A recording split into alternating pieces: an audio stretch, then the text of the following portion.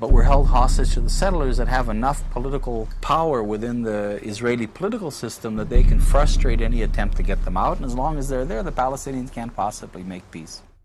There are two kinds of settlers, basically. There are the ideological settlers who feel that these territories have been promised to the Jewish people by God, and they feel that every place which is mentioned in the Bible, they have not only the right but the sacred duty to come and to build their modern Jewish settlement. And if Palestinians who live on that spot have other ideas, then they have the right to break their resistance by force or to call in the army. And the other kind, which are the more majority of the settlers, are in fact ordinary Israelis who came there simply because the government was offering them very cheap housing. When you go to live there, then most of the money you get is a government loan, and if you stay there for 10 years, then you don't have to pay back the loan.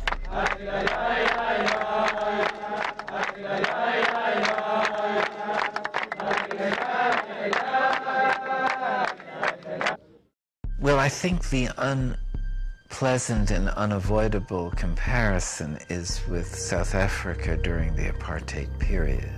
And I must say that having visited South Africa, that they were much better off than the Palestinians living in the refugee camps.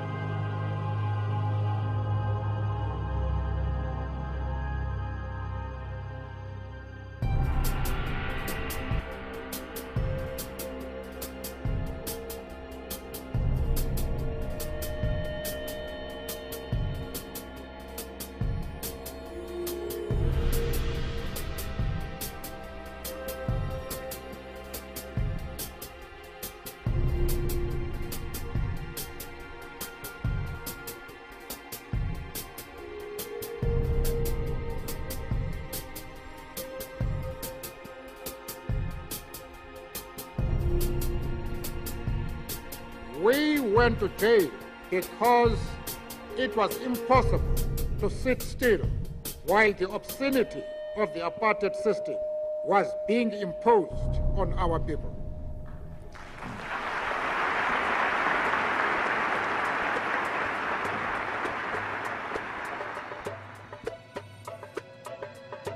The United States is seen, quite correctly, as being the sole supporter of Israel, and that Israel would not be able to do what it is doing without American green light.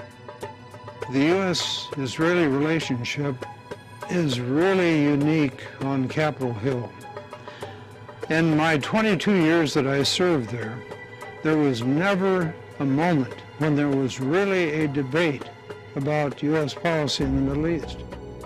It was always, what does Israel want? And almost always, Congress gave them exactly what they wanted without any debate, without any amendments being considered. This type policy exists as a result of a number of factors.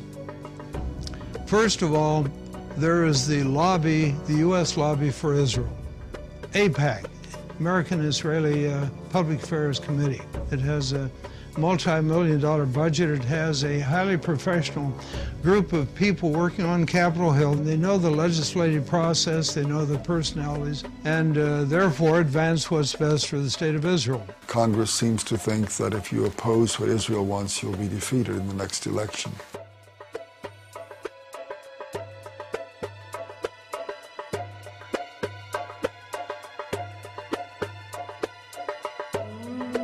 Another factor is the fundamentalist Christian community. Fundamentalists are often represented by the televangelists that are on TV. They believe that a strong Israel is a part of God's plan. They believe that the day will come when a battle will occur in the plain of Armageddon in the Middle East. There will be the forces of truth and righteousness on one side, forces of evil on the other side. And in that struggle, the Christian forces, led by the second coming of Jesus Christ, will prevail. All of the Jews will be either destroyed or converted instantly to Christianity. It may sound to the viewer as a very far-out notion, but believe me, it is widely held and supported by millions of Americans whose doctrines really, in the ultimate, are hostile to the survival of Jews, but nevertheless, the supporters of Israel see this vast body of American people as being a great asset at this time, so they embrace them. And Mr. Robertson, who said, I had a vision from God that we have to support Israel. And no matter what happens and what they do, this is the will of God because they're God's chosen people.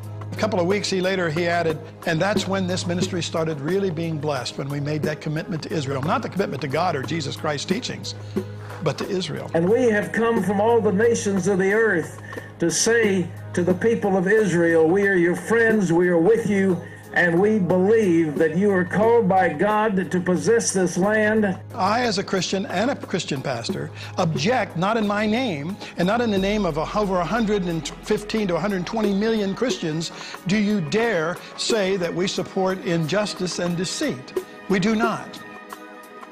The citizenry of this democratic society is systematically deprived of access to the real facts. The American media play a major role in continuing U.S. support for Israel through leaving out vast swaths of information. It is the classic case of lying through omission. Major statements by American diplomats, senators, military leaders are going unreported. Sentences are being removed from news stories. Information is being manipulated. Those are the three factors that work together on Capitol Hill and lead to such total bias, such total absence of free speech, of open debate, that is, I think, very destructive to our institutions and to our best interests in world affairs. So Israel, for example, does not abide at all by international law. The entire occupation is illegal. It's a violation, in particular, of the Fourth Geneva Convention. By the rules of the Fourth Geneva Convention, you're not allowed to build settlements, you're not allowed to build roads, you're not allowed to expropriate land, you're not allowed to deport people, you're not allowed to restrict their freedom of movement, you're not allowed